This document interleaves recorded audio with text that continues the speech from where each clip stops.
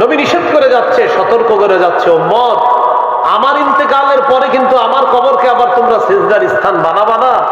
অতীতের জাতি তাদের নবীর কবরকে সেজদার স্থান বানিয়েছে, এই জাতীয় কাজকর্ম কিন্তু তোমরা করবা না।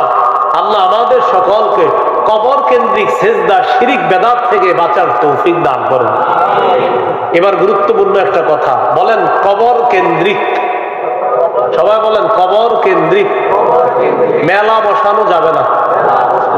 কবর কেন্দ্রিক কি বসানো যাবে না? এখন কথা হলো, যারা অতীতে বসানোর পক্ষে ছিলেন বা বসাইতো, রবিউল আউয়াল মাস আসলে বসাইতো, আমি দলিল দেই, দলিল দেওয়ার পরে তো আপনি বসানোর কথা না, দলিল দিয়ে পারলে চ্যালেঞ্জ করেন। কবর কেন্দ্রিক মেলা যে নিষেধ, এটা যদি দলিল থাকে তা কেন বসাবে মেলা? এটা নিষেধ। আবু দাউদ 2042 নম্বর হাদিস, কোন কিতাব? কত নম্বর হাদিস? 42 নম্বর হাদিস, 2042। قال رسول الله صلى الله عليه وسلم لا تجعلوا بيوتكم قبورا। রাসূলুল্লাহ সাল্লাল্লাহু আলাইহি ওয়াসাল্লাম বলেন, তোমরা তোমাদের ঘরগুলোকে কবর বানায়ো না।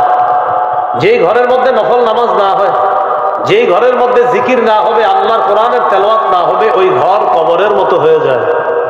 এরপরে নবী বলেন, ওয়ালা তাজআলু কবরি ঈদা, তোমরা আমার কবরকে কেন্দ্র করে মেলা বসাবা না, আমার কবরকে উৎসবের স্থানে পরিণত করবা না।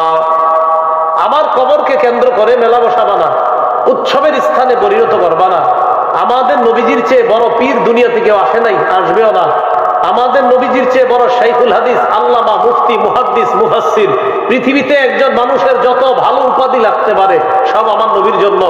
আমার নবীর চেয়ে শ্রেষ্ঠ উপাধিধারী পৃথিবীতে আসে নাই, আসবে না, আসা সম্ভব না। তার কবরকে কেন্দ্র করে যখন মেলা বসানো জায়েজ নাই, হারাম, অতএব অন্য কোনো আল্লাহর ওলির কবরকে কেন্দ্র করেও মেলা বসানো হারাম, জায়েজ নাই। ওই মেলা বসানোর বিপক্ষে আমরা, আল্লাহর ওলির কবরের বিপক্ষে নাম। এখন এই দেখেন যে আমি বয়ানটা করলাম না, অনেকে দেখবেন এরকম বলতে পারে, এটা নবীদের অলিদের দুশ্মন বলতে পারে। আপনি বলেন, আমি কি অলির কবরের দুশ্মন? নবীদের অলিদের কবরের দুশ্মন? তাহলে কবর কেন্দ্র করে মেলা, কবর কেন্দ্র করে শিরিক, কবর কেন্দ্র করে বেদাত, কবর কেন্দ্র করে সেজদা, এগুলার বিরুদ্ধে আমরা আল্লাহ তাআলার কাছে দোয়া করব, আমাদের এই দেশ থেকে যেন আল্লাহ সমূলে বেদাত এবং শিরিককে আল্লাহ দূর করে দেয়। আমরা দোয়া করব। রাসূলুল্লাহ সাল্লাল্লাহু আলাইহি সাল্লাম বলেন, যদি আমাকে মহব্বত করতে চাও তো কবরকে তোমরা উৎসবের স্থানে পরিণত করবা না, বরং কি করবা? ওয়াসাল্লু আলাইয়া, আমার উপর বেশি বেশি দরুদ পড়বা। ফাইন্না সালাতাকুম তাবলুগুনি হাইসু কুনতুম, তোমরা যেখানেই থাকো, যেখান থেকে দরুদ পড়ো, তোমাদের দরুদ ওই মুহূর্তে আমার কাছে পৌঁছে যায়। তাহলে আমরা বেশি বেশি দরুদ পড়বো, আল্লাহ তৌফিক দান করেন। এবার আমার সাথে বলেন, কবর সামনে রেখে নামাজ পড়া যাবে না। অনেক মসজিদের মাঝখানে কবর, মসজিদের মাঝখানে কেন করছেন? আবেগে করে লেগেছে।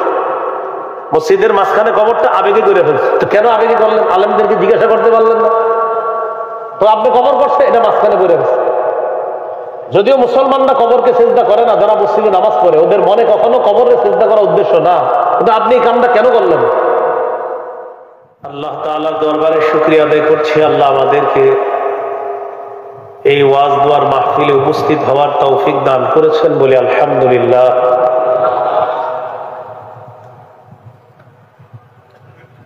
আমি আপনাদের সামনে সূরা আয়াতে আল্লাহ পাক রব্বুল আলামিন বলেন, আতিউল্লাহ, তোমরা আল্লাহর আনুগত্য করো, ওয়া রাসূলাহ, রাসূল সাল্লাল্লাহু আলাইহি সাল্লামের আনুগত্য করো, ওয়ালা তানাজাউ, পরস্পর ঝগড়া করো না, ফাতাফশালু ওয়া তাযহাবা রিহুকুম, তোমরা যদি আপোষে ঝগড়া করো তোমাদের শক্তি খর্ব হয়ে যাবে, তোমরা দুর্বল হয়ে যাবে।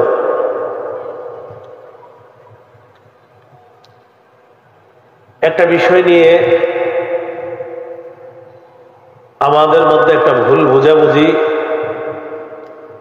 বা অনেকে একটা ভুলকে সঠিক মনে করতেছে, সেটা হলো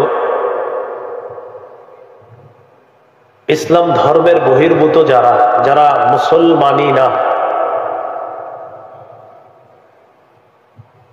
এমন কারো ব্যাপারে কেউ এই কথা বলা যে তাদেরকে নিয়ে অথবা শিরিক বেদাতপন্থী তাদেরকে নিয়ে একটা সম্প্রীতি ভালোবাসা সৃষ্টি করা, এই জাতীয় কথা কেউ বলা, পাশাপাশি এই কথা বলা নবীর মহব্বতে হাসতে হাসতে জীবন দিয়ে দিব, একদিক দিয়ে শিরিক বেদাত আর অমুসলিম যারা আমার নবীকে শেষ নবী মানে না, এই জাতীয় কোন মানুষ যারা নিজেদেরকে মুসলিম দাবি করে কিন্তু নবীজির শেষ নবী মানে না, আবার নিজেদের দাবি করে মুসলমান, তো তাদের পক্ষে কোন কোন মানুষ কথা বলে, শিরিক বেদাত যারা করে তাদের পক্ষেও কথা বলে বোঝায় যে আমরা একটা সম্প্রীতির দেশে বসবাস করি, তাদেরকে কেউ কিছু বললে আমরা হাসতে হাসতে নবীর মহব্বতে জান দিতে পারি। চিন্তা করেন, একদিক দিয়ে বলতেছে নবী বিদ্বেষী যারা তাদেরকে নিয়ে সম্প্রীতি তৈরি করবে, অপর দিয়ে বলা হচ্ছে আবার যে হাসতে হাসতে নবীর জন্য জান দিবে। হাস্যকর কথা যে দুনিয়াতে কত প্রকার হতে পারে। একদিক দিয়ে নবীর দুশ্মন, আবার শিরিক বেদাত যে করে, নবীর নাম বিক্রি করে যারা বেদাত করে তাদেরকে নিয়ে সম্প্রীতি তৈরি করবে। চিন্তা করেন, পাশাপাশি আবার বলে যে তাদের কিছু হলে হাসতে হাসতে নবীর জন্য জান দিয়ে দিবে, তাদের কিছু হলে হাসতে হাসতে নবীর জন্য জান দিয়ে দিবে। এই জাতীয় কথাগুলো যারা বলে এরা বুঝায় যে উনি অনেক ধর্ম বুঝে, জ্ঞান বুঝে, অনেক জ্ঞান আছে, এরকম বুঝায়। বুঝায় কি মানে আমার অনেক জ্ঞান আছে, খুব জ্ঞান রাখে, এরকম বুঝায়। ওই জাতীয় জ্ঞানী যারা আছে তাদেরকে এ কথা বলে দেওয়া যায় সুন্দরভাবে, অন্যান্য লাইনে অনেক বড় জ্ঞানী হলেও আমাদের মাদ্রাসার প্রাথমিক পর্যায়ের 2-3 বছরে যে ছাত্রগুলো আছে এদের সামনে বসার মতো ধর্মীয় জ্ঞান তাদের নেই, অন্যদিকে জ্ঞান আছে। না হয় আপনি বুঝেন কি কথা বলে, নবীকে শেষ নবী মানে না যারা, শিরিক বেদাত করতেছে যারা, তাদেরকে নিয়ে সম্প্রীতি তৈরি করবে, আবার বলতেছে তাদের কিছু হলে হাসতে হাসতে নবীর জন্য জান দিবে। তো এই জাতীয় কথাবার্তাগুলা যারা বলে তাদেরকে কিছু বিষয় স্পষ্ট থাকা দরকার। সেটা হলো, আমরা এখানে এই শোলাকিয়া মাঠে এখন যারা আছে, আমার বয়ান যারা শুনছে মুসলমান, আমরা কোন আল্লাহর ওলির দুশ্মন না, কোন আল্লাহর ওলির বিরোধী আমরা না। তবে কোন আল্লাহর ওলির কবরকে কেন্দ্র করে, মাজারকে কেন্দ্র করে শিরিক যদি কেউ করে, বেদাত যদি কেউ করে, কেউ যদি গঞ্জিকা সেবন করে, কেউ যদি গাঁজা সেবন করে, গাঁজা, আল্লাহর ওলির কবরকে কেন্দ্র করে কেউ যদি শিরিক করে, কেউ যদি বেদাত করে, আর কেউ যদি গাঁজা খায়, আমরা ওই শিরিকের বিরুদ্ধে, আমরা ওই বেদাতের বিরুদ্ধে, ওই গাঁজার বিরুদ্ধে আগেও ছিলাম, এখনো আছি, আমৃত্যু আমরা এগুলার বিরুদ্ধে থাকবো। আমরা আল্লাহর ওলির বিরুদ্ধে, আল্লাহর ওলির কবরের বিরুদ্ধে, আল্লাহর ওলির কবর জিয়ারত করা হবে এর বিরুদ্ধে, আল্লাহর ওলির কবরকে কেন্দ্র করে কেউ যদি শিরিক করে, কেউ যদি বেদাত করে, কেউ যদি আল্লাহর ওলির কবরকে কেন্দ্র করে মেলা বসায়, এই শিরকের বিরুদ্ধে আমরা, এই বেদাতের বিরুদ্ধে আমরা, এই মেলার বিরুদ্ধে আমরা, এই গাঁজা সেবনের আসরের বিরুদ্ধে আমরা আগেও ছিলাম, এখনো আছি, ভবিষ্যতেও আমাদের অবস্থান পরিষ্কার। শিরিক, বেদাত, কুফর, গাঁজা ইত্যাদির বিরুদ্ধে আমাদের অবস্থান সব সময় পরিষ্কার থাকবে। তো এই বিষয়টা না অনেকে ভুলে ফেলছে, ভুলে ফেলে আমাকে, আপনাকে, আমাদেরকে শত্রু বানাচ্ছে, আমাদেরকে কেমন জানি বুঝাইতে চাইতেছে যে আমরা শত্রু, আমরা সম্প্রীতি চাই না, এমনটা বুঝায়। এরকম একটা ভাবসাব। সহিহ বুখারীর বর্ণনা 427 নম্বর হাদিস, এই হাদিসের বর্ণনাকারী আম্মা জান আয়েশা সিদ্দিকা রাদিয়াল্লাহু তাআলা আনহা তাসবির গির্জার মধ্যে অনেকগুলো ছবি দেখছে। ছবি, গির্জা বলতে আমাদের মাথায় কি আসে? একটা ধর্মের ইবাদত খানা, একটা ধর্মের মানুষের কি খানা? ইবাদত খানা, গির্জা। এগুলা একটা ধর্মের মানুষের ইবাদত খানা। তো এই ইবাদত খানার মধ্যে দেখে কি তাসবির, ছবি, মূর্তি। ফাযাকারাতা লিন-নবী সাল্লাল্লাহু আলাইহি ওয়াসাল্লাম, নবীজির দুই বিবি ব্যাপারটা আল্লাহ রাসূলের কাছে জানাইলেন, হুজুর আমরা হাবশায় একটা গির্জা দেখলাম, ইবাদত খানা দেখলাম, ইবাদত খানার মধ্যে দেখি কি ছবি, মূর্তি, এগুলা দেখলাম। فقال رسول الله صلى الله عليه وسلم إن أولئك إذا كان فيهم الرجل الصالح فمات بنوا على قبره مسجدا। নবীজি বলেন এরা হলো তারা, একদল মানুষ ছিল তাদের মাঝে কোনো ভালো মানুষ যখন মারা যায়, মারা যাওয়ার পর ওই ভালো মানুষটা যেখানে কবর দেয়, কবরের উপর তারা একটা সিজদার স্থান বানাইতো। নাউজুবিল্লাহ, যেখানে কবর দিস উপরে একটা সিজদার স্থান বানায়। ওয়াসাওয়ারু ফীহি তিলকা সুওয়ার, ওই মানুষগুলা আল্লাহর ওলি মারা যাওয়ার পর কবরের উপরে একটা সিজদার স্থান বানিয়েছে, আর ওই সিজদার স্থানের ভিতরে নিচে আল্লাহর ওলির কবর, আর উপরে ওই সিজদার যেই জায়গায় দেয় সেখানে হলো আল্লাহর ওলির মূর্তি। তাহলে নিচে আল্লাহর ওলির কবর, উপরে হলো ইবাদতখানা, আর ইবাদতখানার ভিতরে আল্লাহর ওলির মূর্তি, ছবি। নবীজি বললেন উলাইকা শিরারুল খালকি ইনদাল্লাহি ইয়াউমাল কিয়ামাহ, এরা হলো কিয়ামতের ময়দানে সবচেয়ে নিকৃষ্ট জাতি হবে, কিয়ামতের ময়দানে সবচেয়ে নিকৃষ্ট জীব হবে তারা, যারা আল্লাহর ওলিদের কবরের উপরে সেজদার স্থান বানায়, আবার যদি এটার মধ্যে মূর্তি বসায়, তারা হবে সবচেয়ে নিকৃষ্ট জাতি। এই জন্য মূর্তি ইত্যাদি এগুলা ইসলাম সমর্থন করে না।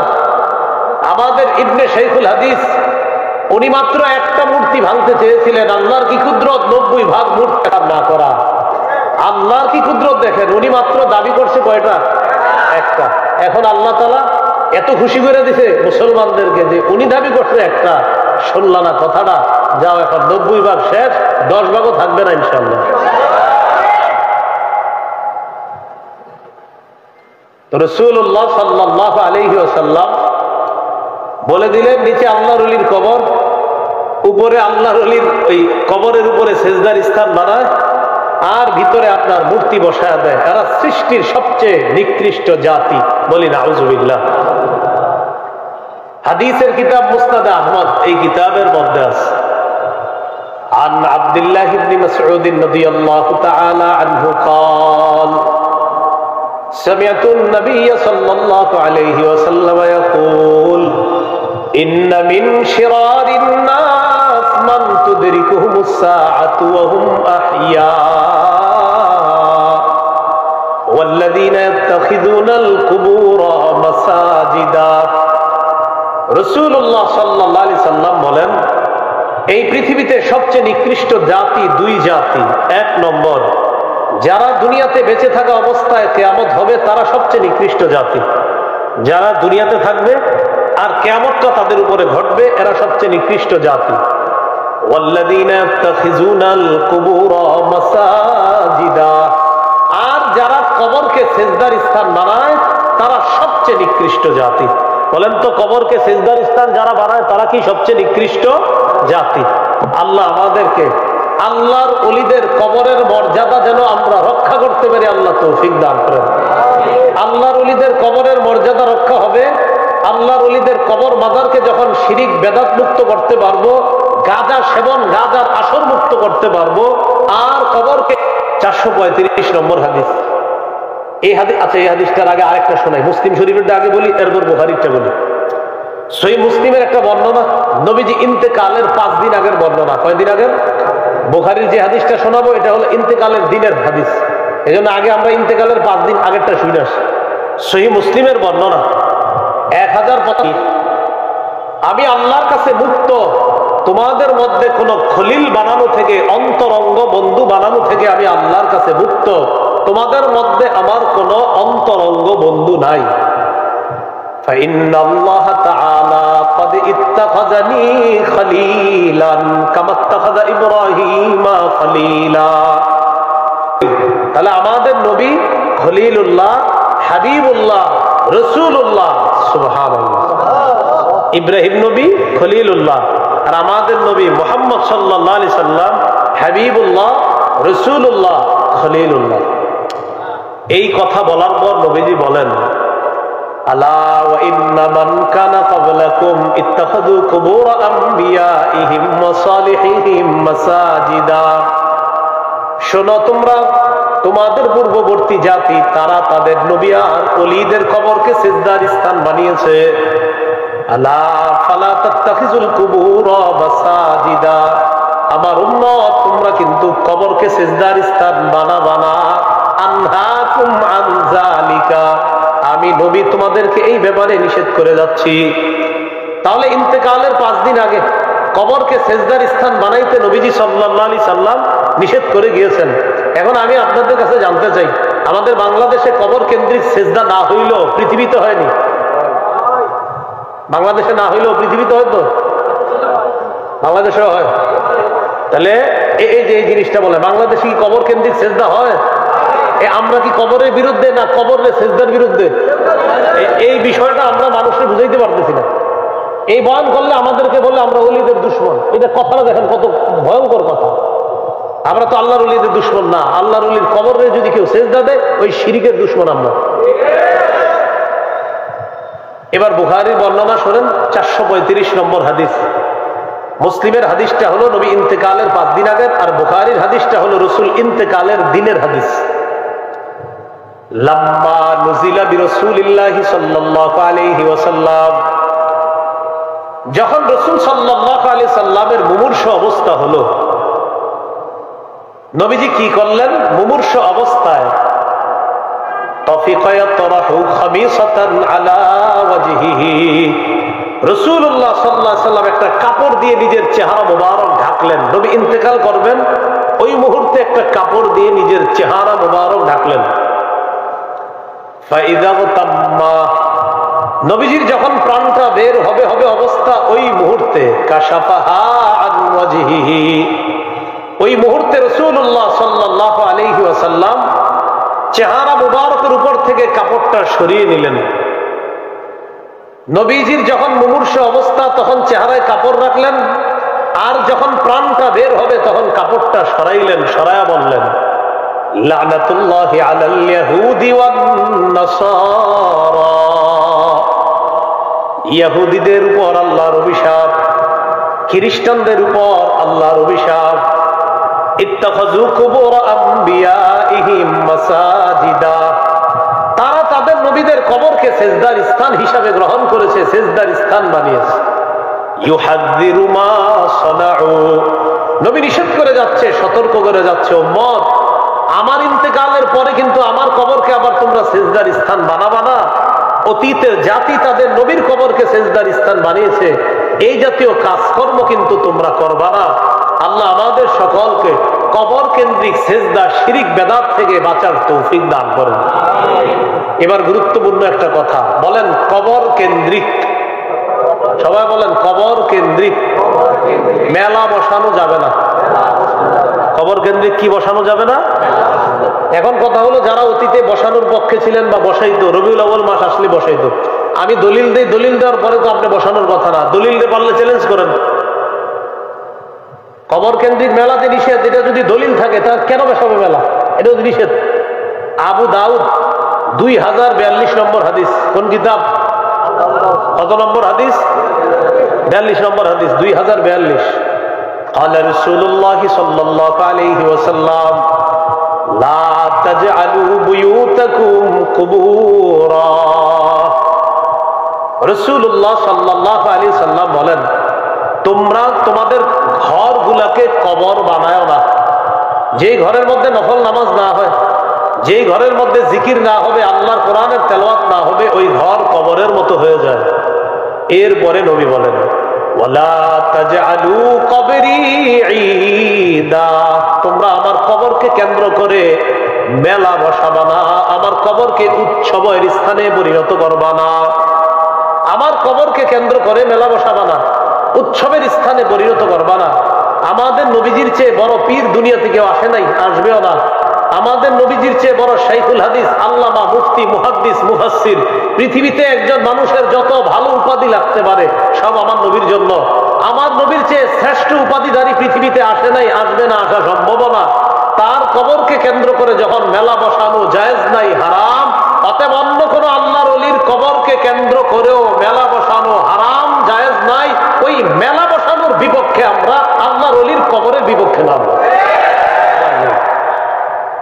এখন এই দেখেন যে আমি বয়ানটা করলাম না, অনেকে দেখবেন এরকম বলতে পারে, এটা নবীদের অলিদের দুশ্মন বলতে পারে। আপনি বলেন, আমি কি অলির কবরের দুশ্মন? নবীদের অলিদের কবরের দুশ্মন? তাহলে কবর কেন্দ্র করে মেলা, কবর কেন্দ্র করে শিরিক, কবর কেন্দ্র করে বেদাত, কবর কেন্দ্র করে সেজদা, এগুলার বিরুদ্ধে আমরা আল্লাহ তাআলার কাছে দোয়া করব, আমাদের এই দেশ থেকে যেন আল্লাহ সমূলে বেদাত এবং শিরিককে আল্লাহ দূর করে দেয়। আমরা দোয়া করব। রাসূলুল্লাহ সাল্লাল্লাহু আলাইহি সাল্লাম বলেন, যদি আমাকে মহব্বত করতে চাও তো কবরকে তোমরা উৎসবের স্থানে পরিণত করবা না, বরং কি করবা? ওয়াসাল্লু আলাইয়া, আমার উপর বেশি বেশি দরুদ পড়বা। ফাইন্না সালাতাকুম তাবলুগুনি হাইসু কুনতুম, তোমরা যেখানেই থাকো, যেখান থেকে দরুদ পড়ো, তোমাদের দরুদ ওই মুহূর্তে আমার কাছে পৌঁছে যায়। তাহলে আমরা বেশি বেশি দরুদ পড়বো, আল্লাহ তৌফিক দান করেন। এবার আমার সাথে বলেন, কবর সামনে রেখে নামাজ পড়া যাবে না। অনেক মসজিদের মাঝখানে কবর, মসজিদের মাঝখানে কেন করছেন? আবেগে করে ফেলছে। মসজিদের মাঝখানে কবরটা আবেগে করে ফেলছে। তো কেন আবেগে করলেন? আলেমদেরকে জিজ্ঞাসা করতে পারলেন না?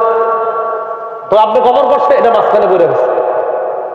যদিও মুসলমানরা কবরকে সিজদা করে না, যারা মসজিদে নামাজ পড়ে, ওদের মনে কখনো কবরকে সিজদা করার উদ্দেশ্য না, কিন্তু আপনি এই কামটা কেন করলেন? আবু দাউদের বর্ণনা 3229 নম্বর হাদিস, রাসূলুল্লাহ সাল্লাল্লাহু আলাইহি সাল্লাম বলেন, লা তাজলিসু আলাল কুবুর, তোমরা কবরের উপর বসবা না, কবরের উপর বসবা না। ওয়ালা তুসাল্লু ইলাইহা, কবর সামনে রেখে নামাজ পড়বা না। তোমরা কবরের উপর বসবা না, কবর সামনে রেখে তোমরা নামাজ পড়বা না। অনেক মসজিদে ওই অনেক আগে থেকে কবর, অর্থাৎ আপনার 30-40 বছর ধরে কবর। এখন এই মসজিদকে সম্প্রসারণ করবে এলাকাবাসী, তো কি করে? মহব্বতের হযরতের কবরটা মাঝখানে রেখে দেয়। তো এই কাজগুলা না করা, এই জন্য মসজিদের মাঝখানে কবর না হওয়া, এটা পাশে হতে পারে, মাঝখানে না হওয়া। যদিও মুসলমান ওই মসজিদে গিয়ে কবরকে সিজদা দেয় না, এরপরে নবী নিষেধ করছে কবর সামনে রেখা তোমরা নামাজ পড়বা না। আল্লাহ আমাদের সকলকে কবর কেন্দ্রিক বাড়াবাড়ি, শিরিক, বেদাত, মেলা ইত্যাদি থেকে হেফাজত করেন।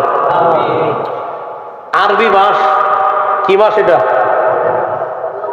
এই রবিউল আউয়াল মাসকে কেন্দ্র করে আমাদের সমাজের কিছু মানুষ বাড়াবাড়ি করে, বেদাত করে। বলেন কি করে? বাড়াবাড়ি করে, বেদাত করে। এই জাতীয় বেদাতের মধ্যে আমরা পা বাড়াবো না। রবিউল আউয়াল মাসকে কেন্দ্র করে খুব মনোযোগ সহকারে শোনেন। 1 নাম্বার, ঈদ কি জিনিস। 2 নম্বর, ইসলামে ঈদ বলতে কি বোঝায়। 3 নম্বর, মিলাদুন নবী মানে কি। 4 নম্বর, নবীজির জন্ম বার কবে। 5 নম্বর, নবীজির জন্ম তারিখ কবে। 6 নম্বর, ঈদে মিলাদুন নবীর ইতিহাস দুনিয়াতে শুরু হইল কিভাবে। 7 নম্বর, নবী তার জন্মদিনে কোনো আমল করেছেন কিনা। 8 নম্বর, জন্মদিন করছে, আমার জানা মতে আপনার দাদাও করছে গত 40 বছর, এটার কি জবাব। 12 নম্বর, বেদাতের মোকাবেলায় সুন্নাহের ব্যাপক প্রচার প্রসারণা চালানোর 1 নাম্বার দায়িত্ব হলো যুব সমাজের। কাদের? সুন্নাহের ব্যাপক প্রচারের 1 নাম্বার দায়িত্ব কাদের? বলতে পারেন হুজুরদের। হুজুর তো বলতেছি খতিব মসজিদের মধ্যে। আপনারা যদি এবার হুজুরের ওই মসজিদের কথাটা নিয়ে খালি সমাজে সমাজে প্রচার করে দেন, তাহলে তো হয়ে গেল। 1 নম্বর, ঈদ মানে কি? একটু মন দিয়ে শোনেন। ঈদ আনন্দ, খুশি, উৎসব প্রকাশ করা। 2 নম্বর, ইসলামে ঈদ বলতে কি বোঝায়, এটা আমাদের জানা দরকার। এই ব্যাপারে 3টি হাদিস বলি, মন দিয়ে শোনেন।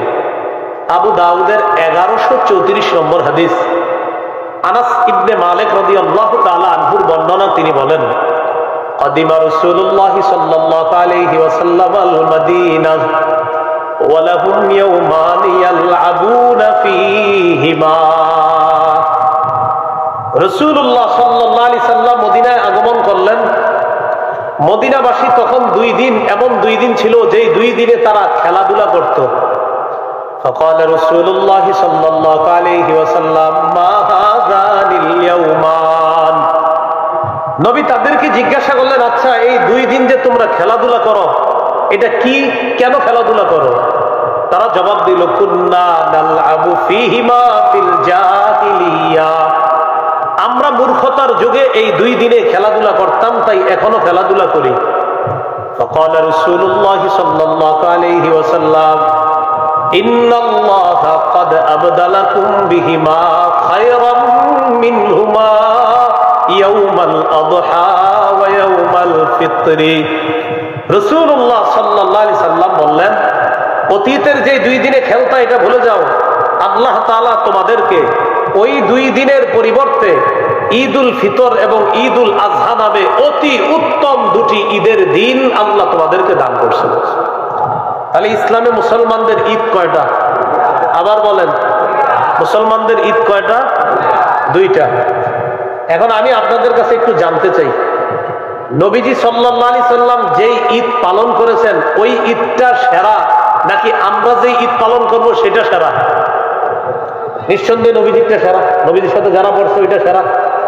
এখন অনেক জায়গায় দেখবেন দেয়ালে লেখা, অথবা অনেক মানুষ আপনাদেরকে বলবে সকল ঈদের ঈদ ঈদে মিলাদুন নবী, সকল ঈদের সেরা ঈদ ঈদে মিলাদুন নবী।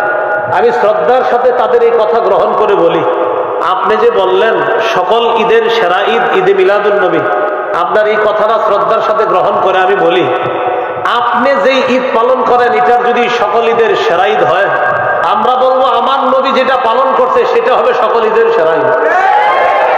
এখন কথা হলো আপনারা যেটা করেন সেটা আমার নবী করছে কিনা? জবাব হলো না। অতএব আমার নবী যেই ঈদ করছে সেটাই সেরা ঈদ, আপনাদেরটা যেটা এটা সেরা ঈদ না। কোথাও যদি দেখেন লেখা আছে ঈদে মিলাদুন নবী সকল ঈদের সেরা ঈদ, আপনি নিচে লিখবেন, প্রিয় ভাইয়া শ্রদ্ধার সাথে আমিও আপনাকে বলছি, আপনি বলছেন আপনার ঈদ সকল ঈদের সেরা ঈদ, আমি নিচে লিখে দিলাম আমার নবীর ঈদ সকল ঈদের সেরা ঈদ। আপনি খালি আগে এইভাবে বলবেন, যেমন আমরা 2 জন, তুমি বলতেছি ঈদে মিলাদুন নবী সেরা ঈদ, আমি বলতেছি নবীরটা সেরা ঈদ। উনি টেনশনে পড়ে গেছে, নবীর ঈদ আর ঈদে মিলাদুন নবী কোনটা? আমি বলতেছি আপনি কোনটা? আমি ঈদে মিলাদুন নবী সেরা ঈদ বলি। মানি কোনটা? ওই যে 12ই রবিউল আউয়ালে আমরা একটু আনন্দ উল্লাস করবো, ঘুরবো ফিরবো, খাবো, শেষে বৃষ্টি ইত্যাদি, যাই হোক দিন। তো উনি বলতেছে ঈদে মিলাদুন নবী এটা হলো সকল ঈদের সেরা ঈদ। তো আমি বললাম ঠিক আছে, আপনার কথা শ্রদ্ধার সাথে গ্রহণ করে বলছি আমার নবীরটা সেরা ঈদ। উনি কয় নবীর ঈদ মানি? আমি বলি নবী যে ঈদ করছে। তখন বলতেছে নবী যে ঈদ করছে সেটা কোন ঈদ? আমি বললাম সেটা 2 ঈদ। এখন উনি বলতেছে আমি যেটা করি, আমি বললাম এটা আপনাদের বানানো ঈদ। এখন বলে সেরা কোনটা? আমি বলি নবীরটা। আমি খালি এই প্রশ্ন করবেন, আপনি আগে বলেন নবীরটা সেরা না আপনারটা সেরা, টেনশনে পড়ে যাবে। যদি বলে আমারটা, তখন টেনশন। এই জন্য যারা বলবে ঈদে মিলাদুন নবী সকল ঈদের সেরা ঈদ, আপনি বলবেন আগে বলেন নবীর ঈদ সেরা না আপনারটা সেরা। তো তখন সে বলবে নবীর ঈদ সেরা, বলবেন নবীর ঈদের মধ্যে ঈদে মিলাদুন নবী নাই, তাই আপনারটা সেরা না, নবীর ঈদ সেরা। এটা হলো ঠান্ডা মাথা বলতে হবে। এবার বলতে হবে যে আপনার ঈদ সেরা না নবীরটা সেরা, তো তুই টেনশনে করে যাবে, কারণ আশিকের রাসূল হইলে এটাই বলতে হবে যে নবীর ঈদ সেরা ঈদ। তখন বলবেন নবীর ঈদের মধ্যে আপনাদের এই ঈদটা পাওয়া যায় না, অতএব আমার নবীর ঈদ সেরা ঈদ, এটা আপনিও বললেন, আর আমরা তো স্বীকারই করি আমাদের নবীর ঈদ সকল ঈদের সেরা ঈদ। আল্লাহ আমাদেরকে এই কথাগুলা বুঝে শুনে আমল করার তৌফিক দান করেন। বলেন ইসলামী ঈদ কয়টা? সহিহ বুখারীর বর্ণনা 963 নম্বর হাদিস। হাদিসের বর্ণনাকারী আব্দুল্লাহ ইবনে ওমর রাদিয়াল্লাহু তাআলা আনহুমা, তিনি বলেন কানা রাসূলুল্লাহ সাল্লাল্লাহু আলাইহি ওয়াসাল্লাম ওয়া আবু বকর ওয়া উমর ইউসাল্লুনাল ঈদাইন ক্বাবলাল খুতবা। আব্দুল্লাহ ইবনে ওমর রাদিয়াল্লাহু তাআলা আনহুমা বলেন রাসূলুল্লাহ সাল্লাল্লাহু আলাইহি ওয়াসাল্লাম, আবু বকর, ওমর তারা সকলেই খুতবার আগে 2 ঈদের নামাজ আদায় করতেন। বলেন তো খুতবার আগে নবী কয় ঈদের নামাজ পড়তেন? আবু বকর সিদ্দিক কয় ঈদের নামাজ পড়তেন? ওমর ফারুক রাদিয়াল্লাহু তাআলা আনহু কয় ঈদের নামাজ পড়তেন? 2 ঈদের। তাতে ঈদ কয়টা? 2টা। আবু দাউদের 1148 নম্বর হাদিস। এই হাদিসের মধ্যে আসছে জাবির ইবনে সামুরা রাদিয়াল্লাহু তাআলা আনহুর বর্ণনা। তিনি বলেন, সাল্লাইতু মা'আন নবী সাল্লাল্লাহু আলাইহি ওয়াসাল্লাম গায়রা মাররাতিন ওয়ালা মাররাতাইনি আল-ঈদাইনি বিগাইরি আযানিন ওয়ালা ইকামা। জাবির ইবনে সামুরা রাদিয়াল্লাহু তাআলা আনহু বলেন, আমি একবার দুইবার নয়, অসংখ্য অগণিতবার আযান এবং ইকামত ছাড়া রাসূল সাল্লাল্লাহু আলাইহি সাল্লামের সাথে 2 ঈদের নামাজ আদায় করছি। তাহলে নবীজির সাথে জাবির ইবনে সামুরা সাহাবী কয় ঈদের নামাজ পড়ছে? 2 ঈদের। অতএব ইসলামে মুসলমানদের ঈদ কয়টা? 2টা। 3 নাম্বার কথা, মিলাদুন নবী মানে কি? মিলাদ অর্থ হলো জন্ম। আন নবী মানে মুহাম্মদ সাল্লাল্লাহু আলাইহি ওয়াসাল্লাম। মিলাদুন নবী অর্থ হলো মুহাম্মদ সাল্লাল্লাহু আলাইহি ওয়াসাল্লামের জন্ম। আমাদের সমাজে যদি কাউরে বলেন আপনি মিলাদ আছে, যদি বলেন ঘরে মিলাদ আছে, তখন তার মাথায় আসে যে ঘরে গিয়ে কিছু কাজ করতে হবে, করার পর একটা দোয়া আছে, দোয়ার পরে বিরিয়ানি আছে অথবা জিলাপি আছে। আমাদের সমাজে যদি কাউকে বলেন যে ভাই ঘরে মিলাদ আছে, তো আপনি বুঝবেন কি জানেন? ঘরে মিলাদ মানি ওখানে যাবো, যাওয়ার পরে কিছু ঘটনা ঘটবে, এরপর হুজুর এটা মুনাজাত দিবে, তারপর হয়তো এটা কিন্তু আপনার আমি শ্রদ্ধার সাথেই বলতেছি, এটা আবার অন্যভাবে নিয়েন না, মানে আমাদের সমাজে এটারই মিলাদ মনে করে। কিন্তু আমারও যদি কোনো সময় কেউ বলেন হুজুর ঘরে আসেন মিলাদ আছে, তো আমি বলবো মিলাদ আছে তো আমারই নিবেন কেন? যদি বলে তো কারে নিব? আমি বলবো মিলাদ মানি তো জন্ম, মানে আপনার কি ছেলে হবে না মেয়ে হবে না নাতি নাতনি হবে সেটা তো আমি জানি না। ওই ধাত্রী মা যারা আছে, জন্ম নিলে সন্তান জন্মগ্রহণ করার সময় যাদেরকে কাজে লাগে, ওই ডাক্তার কাউরে নিয়ে যান ঘরে। না না, বুঝে ঠিক বলছেন। মিলাদ, মিলাদ অর্থ কি? হ্যাঁ সবাই বলেন। তাহলে আমার ঘরে মিলাদ আছে মানে আমার ঘরে জন্ম আছে। আপনি যে বলতেছেন আমার ঘরে চরের মিলাদ আছে মানে কেউ হবে, জন্ম নিবে। এই জন্য আগে ক্লিয়ার হতে হবে এটা মিলাদ অর্থ কি। তা আপনি কেন বলেন যে বাসায় চলেন মিলাদ আছে, মিলাদ মানে জন্ম আছে, কেউ আপনার নাতি হবে? অনেক মানুষ এই কথা নিয়ে আমাদের সাথে তর্ক করতেছে, আরে ভাই মিলাদ অর্থ তো জন্ম, তা আপনি কেন এটার অন্য কিছু বুঝবেন? আপনারা বিভিন্ন ব্যানারে লেখেন মিলাদ মাহফিল মানে জন্ম, কারো জন্ম মাহফিল হবে এখানে? লেখে মিলাদ মাহফিল মানে জন্ম মাহফিল।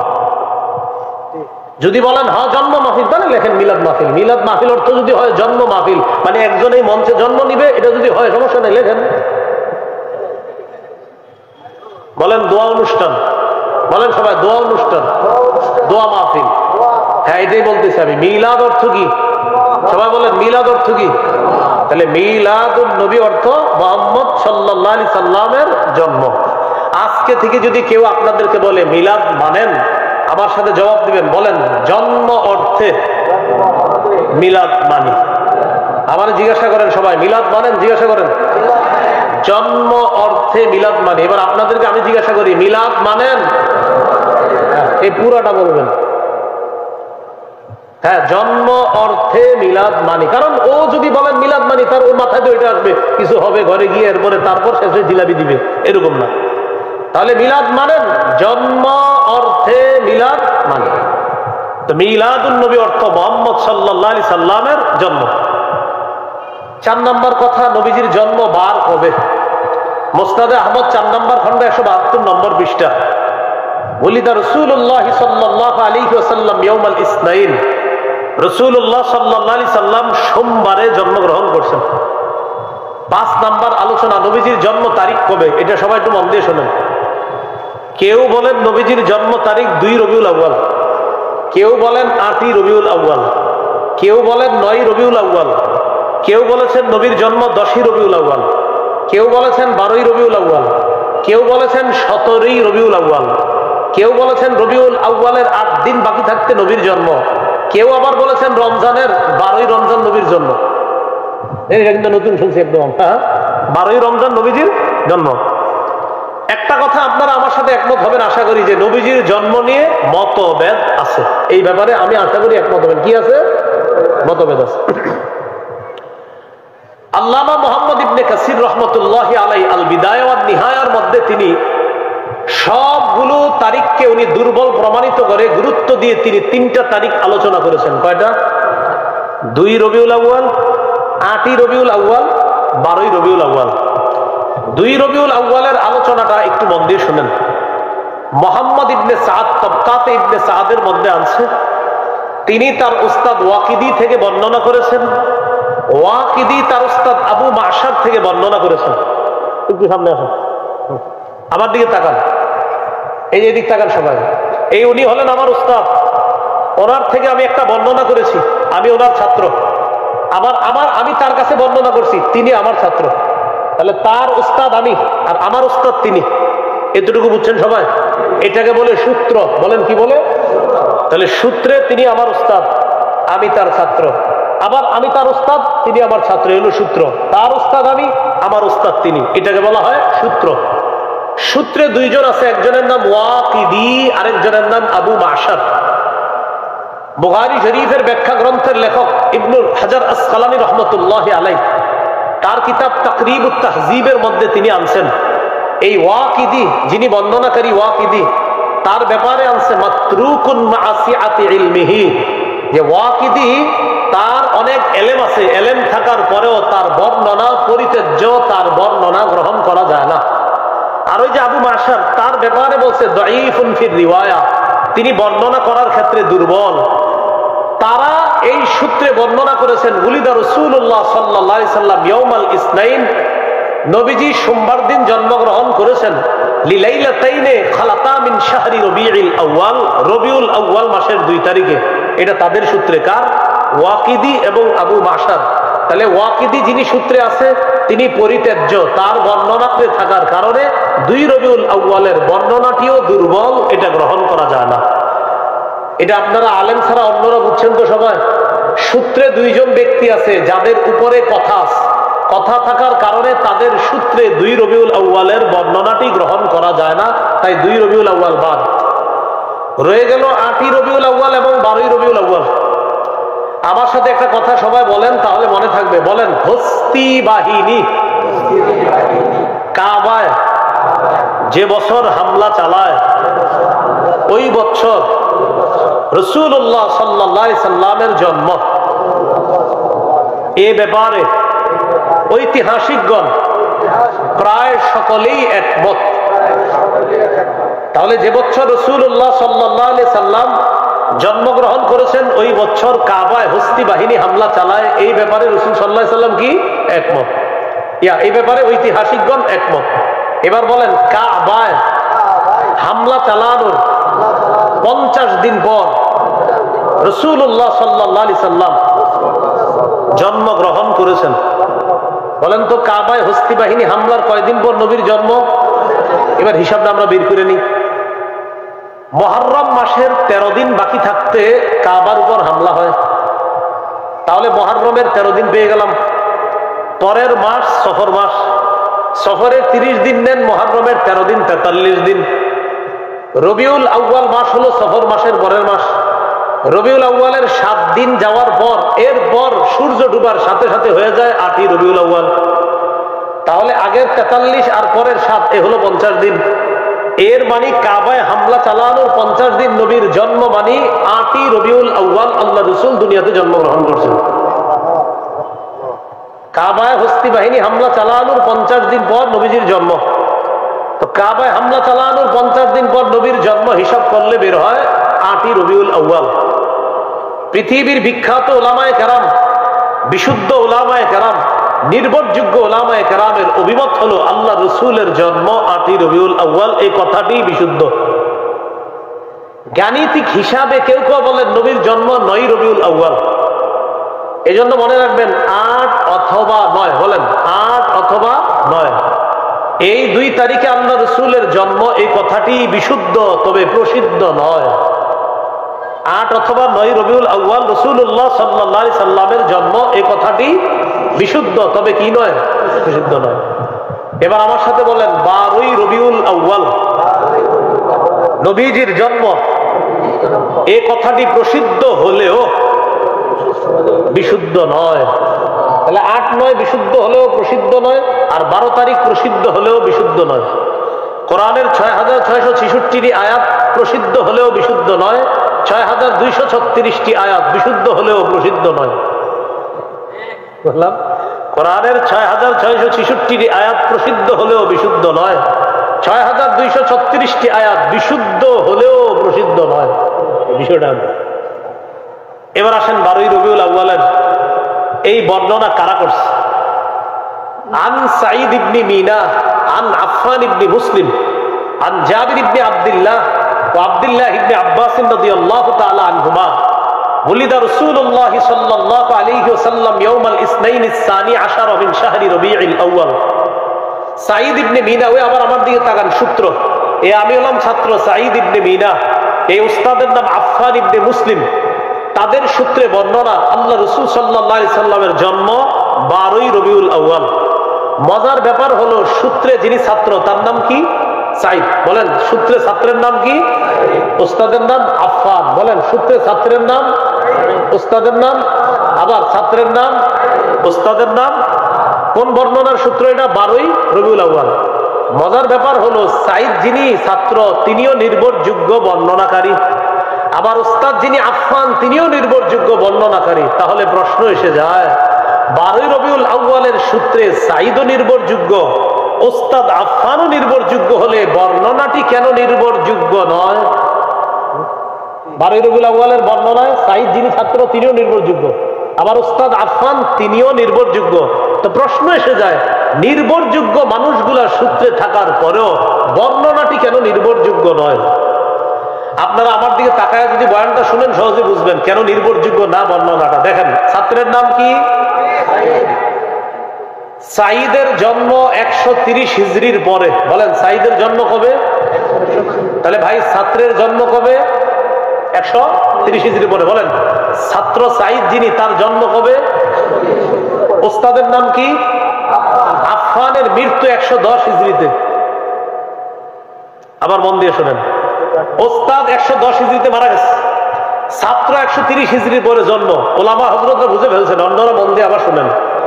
ওস্তাদ 130 হিজরিতে মারা গেছে, ছাত্রের জন্ম 130, ওস্তাদ 110 হিজরিতে মারা গেছে, তারও প্রায় 20 বছরেরও সময় পরে ছাত্রের জন্ম। কি বোঝা গেল?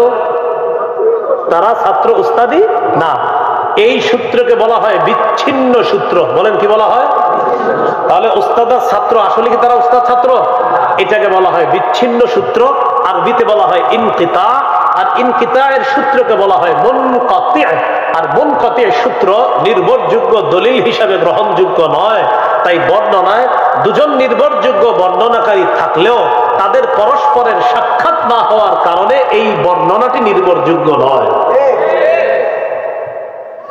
ভাই হুজুররা ছাড়া অন্যরা যারা বুঝছেন তো আপনারা? তাহলে ওস্তাদের মৃত্যু 110 হিজরিতে আর ছাত্রের জন্ম হয়েছে 130-এর পরে, তাহলে এরা উস্তাদ ছাত্র না।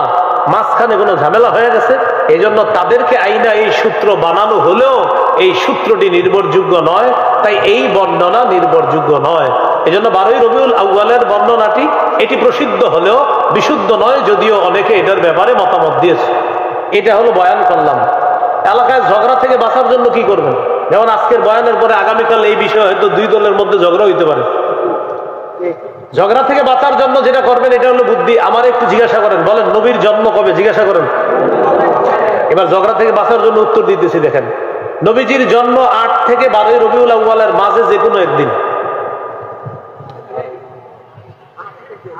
8 থেকে 12ই রবিউল আউয়ালের মাঝে যে কোনো একদিন, শিওর? হ্যাঁ শিওর। তাহলে এখন আর কেউ আর ঝগড়া করতে পারে? বলবো কোন কবে? আপনি বলবেন 8 থেকে 12-এর মধ্যে। 8 থেকে 12ই রবিউল আউয়ালের মাঝেই নবীজির জন্ম, এই কথা নিশ্চিত। এটা যদি আপনারা বলেন, আমরা তো বললাম 8-এরও বর্ণনা আছে, 9-এরও বর্ণনা আছে, 10-এরও বর্ণনা আছে, 12-এরও বর্ণনা আছে। তো এই জন্য আপনি যদি চান যে না ঝগড়া করবেন না, তখন বলবেন 8 থেকে 12ই রবিউল আউয়ালের মাঝে যে কোনো একদিন। আপনি টেনশন করেন, আপনি কবে হলে খুশি হন সেটা বলেন। এ হলো ঝগড়া মুক্ত থাকবেন এইভাবে। এগুলো 6 নম্বর কথা, না 5 নম্বর কথা। 6 নম্বর কথা, ঈদে মিলাদুন নবী কিভাবে শুরু হলো? এটাও আমার সাথে যদি একদম বলতে বলতে পড়াশোনা করে নেন মুখস্থ থাকবে। বলেন 604 হিজরিতে ইরাক দেশে মসুল শহরে বাদশাহ আবু সাঈদ মুজাফফর জনৈক আলেম আবুল খাত্তাব ওমর ইবনে দিহিয়া তার মাধ্যমে সর্বপ্রথম ঈদে মিলাদুন নবীর সূচনা করে। কত হিজরি? 604। কত হিজরি? কোন দেশে? শহরের নাম মসুল শহর। বাদশার নাম আবু সাঈদ। বাদশার নাম কি? আর যে হুজুরের বেদাত করতে গেলে কিন্তু একজন সাইনবোর্ডওয়ালা দাড়ি টুপিওয়ালা লাগবে। বেদাত যারা করে না দেখবেন সাইনবোর্ড টুপি দাড়িওয়ালা, এরপর একটা গাড়ির উপরে উঠবে আর চারোদিকে ফুল টুল দিয়া হেরি খুঁজে পাবেন না। এখন কথা হলো ওই বেদাতের যিনি লিড দিলেন তার নাম আবুল খাত্তাব ওমর ইবনে দিহিয়া। এই তার মাধ্যমে সর্বপ্রথম এই বেদাতের সূচনা হয়। তার ব্যাপারে ইবনে হাজার আসকালানী রহমতুল্লাহি আলাইহি বলেন, কাসীরুল ওয়াকিআতি ফিল আইম্মাতি ওয়া ফিস সালাফি মিনাল উলামা। এই লোকটা পূর্ববর্তী আলেমদের ব্যাপারে কটু মন্তব্য করতেন। এই লোকটা পূর্ববর্তী আলেমদের ব্যাপারে উল্টাপাল্টা কথা বলতেন। এখন আপনারা তালাশ করে এমন অনেক লোক পাবেন যারা বেদাতীদের নেতৃত্ব দেয়, এরা দলিলে না পারলে সর্বশেষ হক্কানি আলেমদের নাম নিয়ে নিয়ে তাদেরকে গালি দেয়। এখন এই গালির সূত্র কোত্থেকে আসছে? এই এলাকার ইমাম সাহেবরা আছেন, খতিব সাহেবরা আছেন, আপনাদেরকে গালি দিলে কষ্ট নিয়েন না। তাদের গুরুজি যিনি এই বেদাত আবিষ্কার করছে, গুরুর মুখের ভাষা ছিল খারাপ, তাই ওই সূত্রে তাদের অনুসারীদের মুখের ভাষাও খারাপ। এটা কষ্ট নেওয়ার কিছু নেই। তার ব্যাপারে ইবনে হাজার আসকালানী লেখছেন, খবিসুল লিসান, মুখের ভাষা ছিল খুব খারাপ। শাদীদুল কিবরি, প্রচন্ড অহংকার টাইপের মানুষ ছিল। মুতাহাবিরান, দুর্বল প্রকৃতি, অলস প্রকৃতির মানুষ ছিল, আর খালি আলেমদেরকে গালিগালাজ করত। আল্লাহ আমাদেরকে হেফাজত করেন। 604 হিজরি পর্যন্ত দুনিয়াতে যেটা ছিল না সেটা আমরা করব না। সেটা করে হঠাৎ এটার নাম দেওয়া সকল ঈদের সেরা ঈদ। যদি কেউ বলে, আমরা বলবো আমাদের নবীরটা সেরা ঈদ। যদি বলে সকল ঈদের সেরা ঈদ, আমরা বলবো আমাদের নবীর ঈদ সকল ঈদের সেরা ঈদ। যদি বলে তাদেরটা সকল ঈদের সেরা ঈদ, সুন্দরভাবে এমনি বলবেন আমাদের নবীর ঈদ সকল ঈদের সেরা ঈদ। 7 নাম্বার, মিলাদুন নবী, মানে নবীজির জন্মদিনে কোনো আমল আছে কিনা। সহিহ মুসলিমের 1162 নম্বর হাদিস, সুইলা রাসূলুল্লাহ সাল্লাল্লাহু আলাইহি সাল্লাম আন সাওমি ইয়াউমিল ইসনাইন। রাসূলুল্লাহ সাল্লাল্লাহু আলাইহি সাল্লামকে সোমবার দিন রোজা রাখার ব্যাপারে জিজ্ঞাসা করা হলো। নবীজি বললেন, ইয়াউমুন বুলিতু ফীহি, সোমবার এমন একটা দিন যেই দিনে আমি জন্মগ্রহণ করেছি, তাই এই দিনে আমি রোজা রাখি। তাহলে নবীজি জন্মদিনে কি রাখতেন? সোমবার, বছরে একদিন, সেটা হলো 12ই রবিউল আউয়াল। হ্যাঁ, সোমবার কি বছরে একদিন না সপ্তাহে একদিন? তাহলে নবীজি সাল্লাল্লাহু আলাইহি সাল্লামের জন্মদিনের আমলটা কি বাৎসরিক না সাপ্তাহিক? এখন থেকে বলবেন নবীজির জন্মদিনের আমল এটা সাপ্তাহিক, প্রতি সোমবার রোজা রাখবা, তাহলে শ্রেষ্ঠ আশিক রাসূলের পরিচয় পেয়ে যাবে। 12ই রবিউল আউয়াল এটা শুধু নবীজির এক বছর কেন্দ্র করে না। এবার আপনারা বলেন, নবীজি তার জন্মদিনে কি খাইতেন না রোজা রাখতেন? এখন আপনারাই বলেন, এই যে বছরে একটা যেটা হয় এটা কি রোজা রাখা হয়? আমি কিন্তু বলি না, আপনারা বলতেছেন কি করে। তাহলে নবীজি রাখতেন রোজা, আর আপনি কি আপনারাই বলতেছেন, আপনারাই বলেন কি হয়। তাহলে নবীজি সাল্লাল্লাহু আলাইহি সাল্লাম রাখতেন রোজা, আর আপনি সেখানে রোজা না রেখে খাইতেছেন, এটা কেমন নবীর মহব্বতের পরিচয় দিলেন। আমি আবার বলছি, রাসূল সাল্লাল্লাহু আলাইহি সাল্লাম পূর্ণাঙ্গ শরীয়ত দুনিয়ার মধ্যে রেখে গিয়েছেন। এই শরীয়তের মধ্যে বেদাতের নামে নতুন কিছু আবিষ্কার যারা করে, যারা করতেছে, অতীতে এখনো ভবিষ্যতেও তাদের বিরুদ্ধে আমাদের অবস্থান আছে, ছিল, থাকবেন বেদাতের। আর ওই কথাটা কিন্তু বেশি প্রচার করবেন। প্রথম যেটা বলছি, আমরা আল্লাহর ওলির বিরুদ্ধে না, আল্লাহর ওলির কবরের বিরুদ্ধে না, কবর কেন্দ্র করে বেদাত, কুফর, শিরিক আর মেলার বিরুদ্ধে আমরা। 8 নাম্বার, জন্মদিন কেন্দ্র করে বেদাত করা যাবে না। রাসূলুল্লাহ সাল্লাল্লাহু আলাইহি সাল্লাম বাড়াবাড়ি করতে নিষেধ করেছেন। ইবনে মাজাহ 3085 নম্বর হাদিস, নবী বলেন, ইয়াকুমুল গুলুওয়া ফিদ্দীন, দ্বীনের ব্যাপারে, ধর্মের ব্যাপারে তোমরা বাড়াবাড়ি করা থেকে বাঁচো। ফাইন্নাহু আহলাকা মান কানা ক্বাবলাকুম আল গুলুউ ফিদ্দীন, দ্বীনের ব্যাপারে বাড়াবাড়ি করার কারণে অতীতের জাতি ধ্বংস হয়ে গেছে, তোমরা এরকম করবা না। 9 নাম্বার, কেউ যদি বলে নবী তো এগুলা করতে নিষেধ করেন নাই, এক্ষেত্রে আমাদের জবাব হলো, নবী পূর্ণাঙ্গ শরীয়ত রেখে গিয়েছেন। সহিহ বুখারীর 2697 নম্বর হাদিসে নবী বলেন, মান আহদাসা ফি আমরিনা হাযা মা লাইসা ফীহি ফাহুয়া রাদ্দুন, আমাদের এই পূর্ণাঙ্গ শরীয়তের মধ্যে ইবাদতের নামে সওয়াবের আশায় কেউ যদি নতুন কিছু আবিষ্কার করে, এটা বেদাত, এটা প্রত্যাখ্যান করা হবে। 10 নম্বর কথা, কেউ যদি বলে লাইট ফ্যান এইগুলা তো নতুন আবিষ্কার, এগুলাও তো বেদাত, এটার জবাবে আমি আপনাদেরকে বলবো, প্রিয় ভাইয়েরা, আপনারা এখানে যারা আছেন, আগামী 100 বছর 50 বছর যদি বাঁচেন, লাইট ফ্যান যদি আগামী 50 বছর নাও থাকে, আপনারা কি নামাজ ছেড়ে দিবেন? তাহলে লাইট ফ্যান থাকা না থাকার সাথে আমাদের শরীয়ত পালনের কোনো সম্পর্ক না।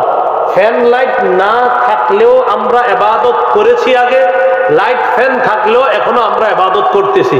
বোঝা গেল এই নতুন আবিষ্কারগুলা থাকলেও না থাকলেও আমরা ইবাদত করব, এটার সাথে শরীয়তের কোনো সম্পর্ক নেই। এই জন্য এটা দিয়ে সেটার দলিল দেওয়া যাবে না। 11 নাম্বার সবচেয়ে কঠিন প্রশ্ন, আপনি যখন সর্বশেষ আপনারা বলবে বেটা তোর আব্বাও তো 20 বছর এই বেদাত করছে, আবার আপনারা বলতে পারে তোমার দাদাও এত বছর করছে। এই ব্যাপারে আপনি বলবেন আল্লাহ আমার দাদাকে মাফ করেন, আল্লাহ আমার আব্বাকে মাফ করেন, ভুল ভুল আমার 14 দুগুণে 28 গোষ্ঠীও যদি ভুল করে থাকে, ভুল ভুল ভুল কিয়ামত পর্যন্ত ভুল। এটা জবাব দিয়ে দিবেন আপনি। সর্বশেষ কথা 12 নাম্বার, এটা আমার সাথে একটু যুব সমাজ সহ সবাই বলেন, বলেন বেদাতের পরিবর্তে আমরা ব্যাপকভাবে সুন্নাহের প্রচার করব। এত বেশি সুন্নাহের প্রচার করব, আমাদের সুন্নাহর প্রচারের ফলে বেদাতের যেন কবর হয়ে যায়। তাহলে বেদাতের বিপরীতে আমরা কি প্রচার করতে হবে? এই মাহফিলটা হচ্ছে যুব সমাজের উদ্যোগে শোলাকিয়ার। এই যে শোলাকিয়া মাঠে অনেকগুলা গাছ, এই গাছের মধ্যে সুবহানাল্লাহ লেখা থাকতে হবে, আলহামদুলিল্লাহ লেখা থাকতে হবে, আল্লাহু আকবার রাস্তার পয়েন্টে পয়েন্টে থাকতে হবে। ডান পাশে হাঁটা সুন্নত, রাস্তার পয়েন্টে লিখে দিবেন যে সুবহানাল্লাহ বলা, আলহামদুলিল্লাহ বলা। এটা বলার উপকারিতা কি?